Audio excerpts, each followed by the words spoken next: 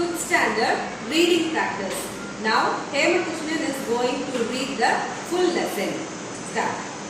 Trip to my grandparents' village. 10th April, I packed my clothes and tab. 11th April, I travelled by bus. I saw many trees. I saw paddy fields. The village was green and free from pollution. 12th April, I went for a morning walk. I felt the cool breeze. I heard the sound of birds.